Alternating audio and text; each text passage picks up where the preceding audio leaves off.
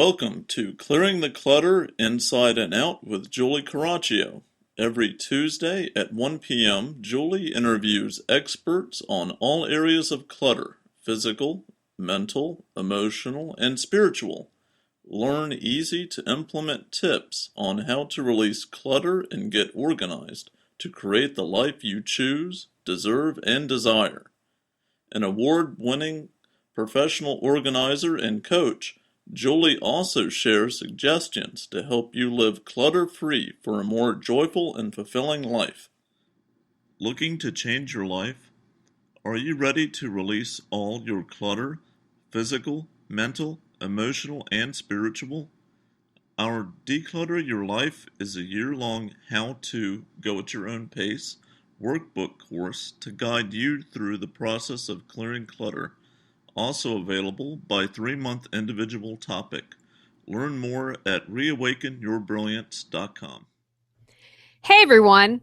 If you've listened to my podcast before, you know I'm a huge fan of meditation. I believe that meditation can help us clear clutter on all our levels. And some viewers have written in and said, hey, we'd like to learn more about meditation. So I found an expert to talk to us. We're going to learn how to do it, and how it can help you clear clutter in all areas of your life. With the holidays right around the corner, this is a great time to begin meditation. Any time really is, but if you get stressed out, there's no excuse now. You have this to help you in your toolbox to make it through the holidays. All right, I'll tell you about today's guest. Ann Marie Sochia graduated from Capella University, where she earned an MS degree in mental health counseling. She is a licensed professional counselor associate in North Carolina and a member of the American Counseling Association. She's been providing guided meditation services since 2002. Ann Marie has also been a certified hypnotist practitioner since 2002 and a member of the National Guild of Hypnotists. She is trained in neuro-linguistic programming and the Dave Elman Hypnosis Institute. Ann Marie's favorite clients are those who ask for help and are willing to work on their concerns. Welcome, Ann Marie. Thank you for having me. All right, well, let's get started. What exactly is meditation? Well, meditation is spending quality time with yourself.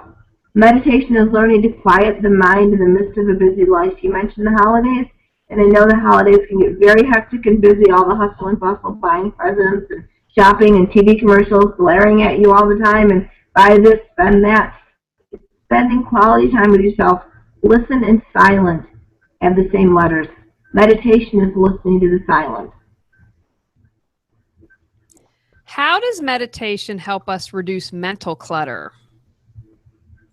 Well, first off, let me start by defining mental clutter. Mental clutter is those voices in your head repeating that constantly say, for example, you hear over and over in your head, my husband needs me to do this, my kids need that, I've got to go here, I've got a flight in 3 hours and I'm not packed, I've got to help my mom take the car to the shop, I got to take the dog to the vet. All those voices screaming, I've got to do this.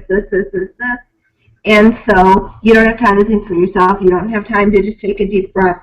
The voice that says, oh my God, I was at work 10 minutes ago and I just woke up. What am I going to do? And all day in your head you're playing, I was late for work. I was late for work. I was late for work. And so mental clutter is when you can't just quiet those voices and do your job or feel good about your day. So how we reduce it? We can reduce it through meditation. We can reduce it by reducing stress, because mental clutter and effect is stress. And stress is an individual's response to a threatening situation or a situation that is obscenely abnormal. Situations above that are threatening. Stress comes from an automatic response, either fight or flight. It's either, oh my God, I've got to deal with this now, or I can let it go. Either way, if we teach people and we work on being stress-free, we're decluttering our minds. So how does meditation help with decluttering the mind? Meditation is spending quality time with yourself, as we already said. It's learning to maintain a quiet mind in the midst of that busy life. Listen in silence. It means listening to the silence, being able to just take a deep breath and relax and know that the next 5 minutes is going to happen, whether you're stressed or you're not stressed. So just be in the moment and relax. I recently had a client that was stressed out about the future and all he had or hadn't accomplished in his life. So what did we do? Those tapes in his head, they kept saying, I'm a failure, I didn't do it. we changed those tapes. We meditated, and instead of feeling like a failure, he was able to reduce the voices in his head, stop the negative thoughts and overall stress, and increase his emotional well-being and spiritual self simply by just listening to the quiet of the room. He was in a very quiet place, putting some pretty music on that was relaxing for him, and just taking a few short, deep breaths in and out, in and out. Inhale, exhale, breathe in, breathe out. Inhale, breathe out, relaxation, breathe in, relaxation. And so he was able to pull his life together, and he left the session saying, hey, I'm not really a failure, am I? It's just all those things going on in my head that I need to deal with or not deal with. Have you found, that's wonderful, and I think that that's so true, because we have those tapes running, and unless we do something to change that, our life isn't going to change. Yep. Have you found any other benefits besides releasing mental clutter if you're doing a regular meditation practice, emotional, spiritual, physical clutter? Any thoughts on that? I definitely have. Aside from releasing the clutter and the voices in your head, it's a great way to tap into your body. I'm a holistic practitioner. What that means is I don't always think medication is the answer. There are some situations where it is, but oftentimes if we just listen to ourselves and we tap into our own body, we know the right answer. We know whether we should do something or we shouldn't. That little voice, that gut instinct that people talk about, is really an inner voice that I think guides us. It's a spiritual voice for some people, and it's a way to really, what is my body telling me I need? Sometimes, for example, I'll get a splitting headache, a migraine, and I'll think, okay, am I getting a migraine because I didn't drink enough water? Am I getting a migraine because I didn't eat any protein today? Or am I getting a migraine because I need a migraine med? And more often than not, it's because, oh, I forgot to drink today. I haven't had any water since 8 o'clock and it's now midnight. And my body is going, okay, we need water. So I quiet the mind down. I listen to the silence. I listen to what my body is telling me. And take a few deep breaths, and I realize, oh yeah, I need water, and I go get a glass of water, and after a couple glasses, my migraine goes away.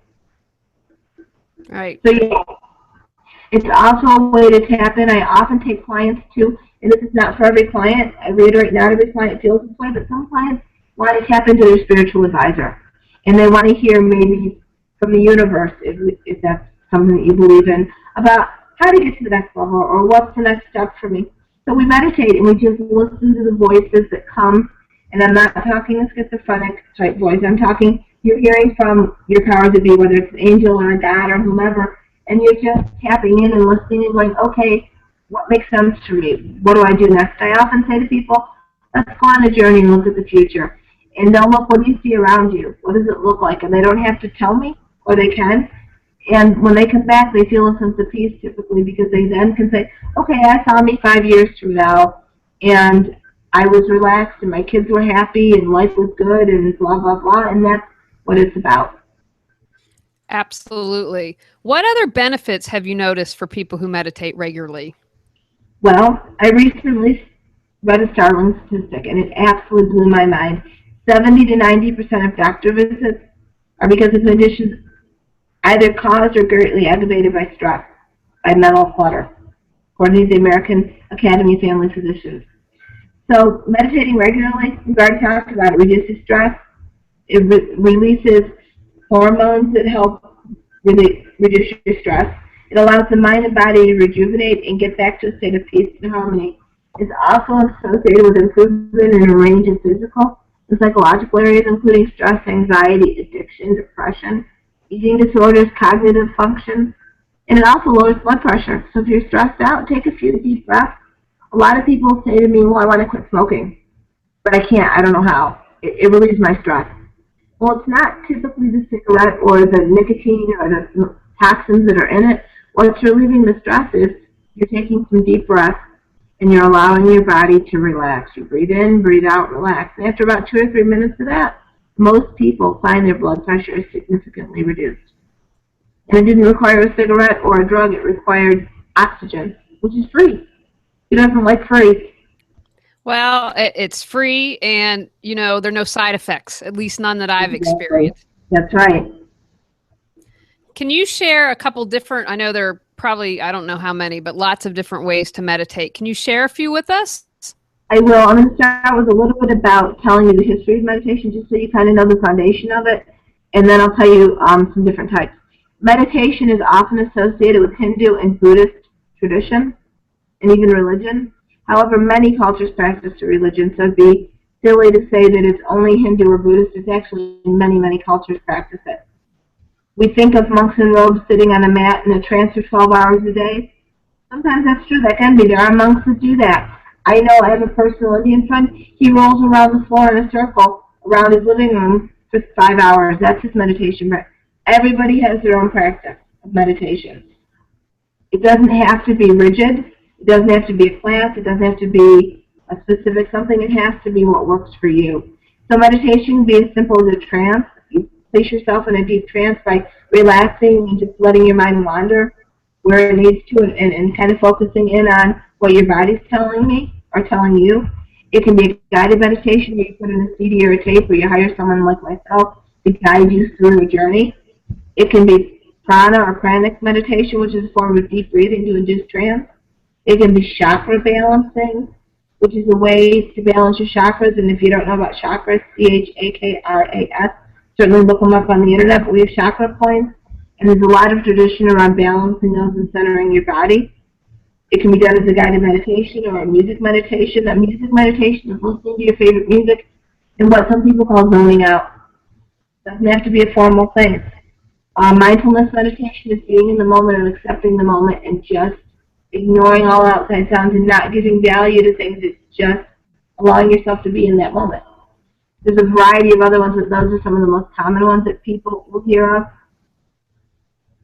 For example, a lot of people say, well, give me an example of how someone might meditate. Some people, I talked to a colleague recently who likes mowing the lawn. That's meditation. I believe you know that person well.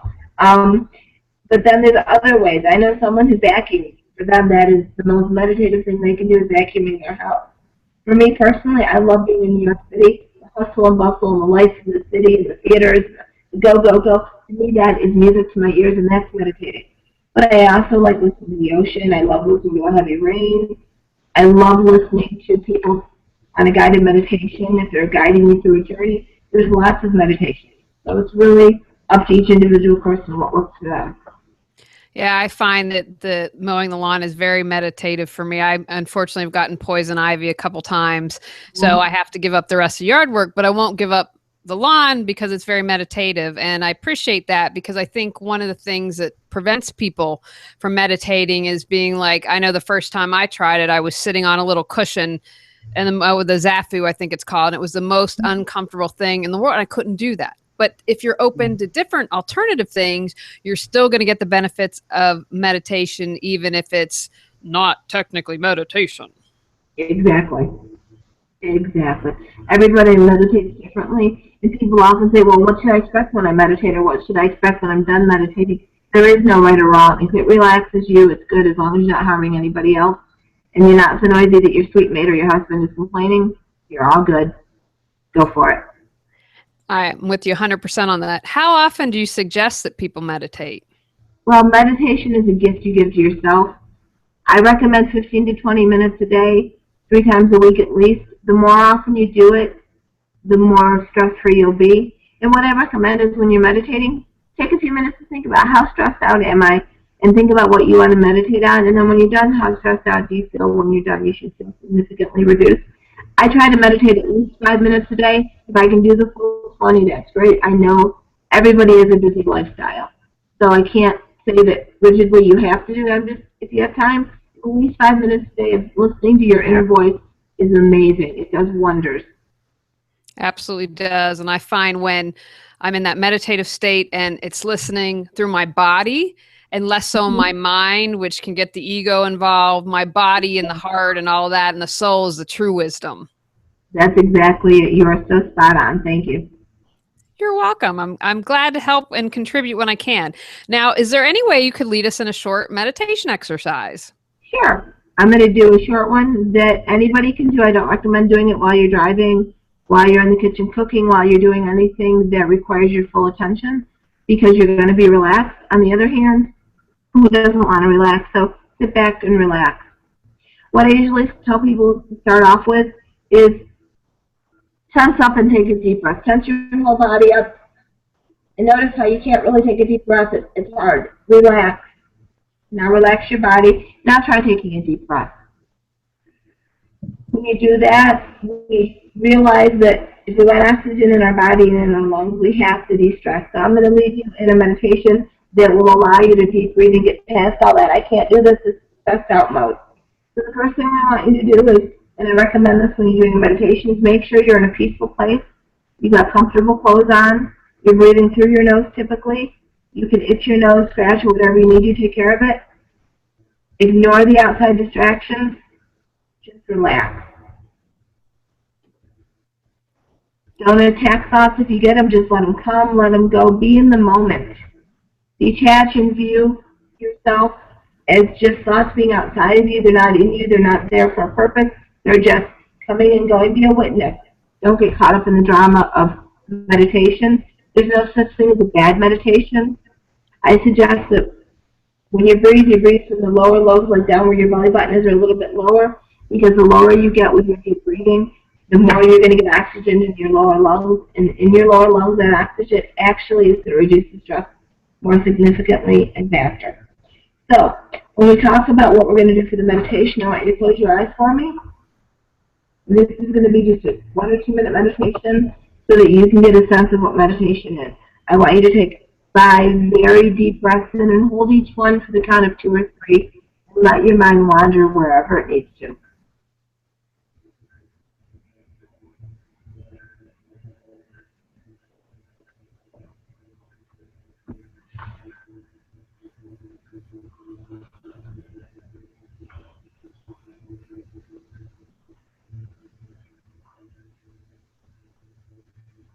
Wonderful. How do you feel? Relaxed. Yep. I have to finish the interview, so I can't get too relaxed here. I understand.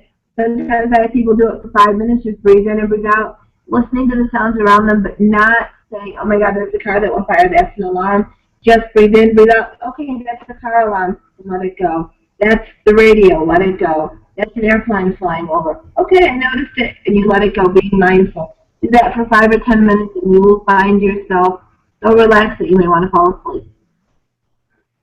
Outstanding. And again, that's something easy to do, and that most people are going to be able to find 5 minutes in the day to do that. Exactly. I sometimes, to be quite frank, if I'm driving down the highway and I notice there's a lot of road rage around me, idiot drivers as I like to call them, sometimes at a red light I'll just take 3 deep breaths with my eyes closed. Okay, I can do this. Okay, I'm relaxed. A little slower when I'm in the car, but not where I'm going to miss the red light. And by the time I open my eyes again, and I do it very briefly, I suddenly feel better. I've let all that clutter go away, all the noise, all the congestion, and I just feel better. Again, don't do this. You're going to hurt yourself or hurt, if there's a lot of cars coming at you. But if you have a second, just practice deep breathing and meditation. All right, wonderful. Now, do you have any suggestions for resources for people who maybe want to develop a more in-depth practice? First off, I teach a 4-week meditation class. You're welcome to log on to my website, waysofchangenc.com. Links will be provided, I assume, with this program. And that'll tell you about a 4-week practice I offer. But if you live in a different area or you're not able to come to Cary, North Carolina, just go on the internet and type in meditation, and you'll get hundreds and hundreds of resources. You can find a therapist who practices meditation, or who's certified, or you can find someone more organic that maybe practices at your local psychic shop. There's a variety of resources on the internet. Now, any final thoughts that you'd like to share for using meditation to reduce mental clutter or any of the clutter that it helps reduce? Yeah. I recommend doing it for at least 5 minutes a day, no matter what. And don't worry if you get it wrong the first time. If the first time you do it, you can't quiet your mind, you're writing your laundry list, or you're thinking about something else that you have to do, or, oh my God, I've got 20 minutes left on my lunch and I've got 3 errands and a blah, blah, blah to do. Don't worry about it. Try again. Keep practicing until you get it right, until you can just declutter your mind, because practice makes perfect. And if everything goes the way it's supposed to, you'll find yourself relaxed. And if you need more help, don't be afraid to reach out to a mental health counselor, because that's what they do. They can help you, much like myself, figure out what is the next step for you. How do you declutter? How do you handle something? And if meditation isn't giving you the answer you need or the solution that you need, you might find that you need more help. So take some time to clutter your mind inside and out. Just Let the world go for a few minutes every day and find yourself feeling better. And notice when you go to the doctor, your blood pressure is going to be lower, your health check's going to go better, and it'll cost you less money. Excellent. Now, a final tip for clearing clutter inside and out, mental, physical, emotional, spiritual, go, whatever you want. Spiritual meditation. I recommend practicing guided meditation. I love meditation. If you want to know more about mindfulness, go to the Duke Integrative Program. They have a program for mindfulness. I recommend it. I recommend it highly. My thought is just practice makes perfect, and really allow yourself the time to be good to yourself because you owe it to yourself. I started out the presentation by talking about how it's a gift we give to ourselves. We'll give that gift. You're worth it. And you can do it also in groups. So don't think you have to do it alone. You can find a group of people and meditate. Give that gift to yourself. If you want to know more about me, I own 2 mental health companies. One is called Ways of Change, NC.com. The other one is Silver Linings, NC.com. So check out my companies, get to know me, get to know my classes. If you're interested, email me and I'll set up a class if I get enough interest. All right, outstanding. Well, I'm a huge fan. Like I said, also, I've touched on meditating, closing your eyes throughout different podcasts since I started this because I've seen the huge difference that it's made in my life. And it's like I say to people, just this one little thing can have a huge impact on your life. It can. It can change a bad day to a good day. It can change a stressful day to a non-stressful day. And it can also make a day that you think, oh my God, I can't even get out of bed, it's going to stink, to a day where it may not stink as bad as I thought, so maybe I can get out of bed. Really can. All right, well, thank you, Ann Marie. Thank you. Have a blessed day. All right, everyone, go out, clear some clutter to create the life you choose, deserve, and desire. Looking to change your life? Are you ready to release all your clutter, physical, mental, emotional, and spiritual? Our Declutter Your Life is a year-long how-to, go-at-your-own-pace workbook course to guide you through the process of clearing clutter, also available by 3-month individual topic. Learn more at reawakenyourbrilliance.com. Thanks for tuning in to Clearing the Clutter Inside and Out. Sign up for our newsletter and receive a free copy of 10 clutter-free living tips. Ready to create the life you choose, deserve, and desire? Learn about Julie's coaching, ebooks, online monthly decluttering classes, how to organize your life, office hours, and her unique clutter-free living mastermind at reawakenyourbrilliance.com. You can also watch all episodes on YouTube or download on iTunes and more. Join us next Tuesday at 1 p.m. Remember, the journey of 1,000 miles begins with one step.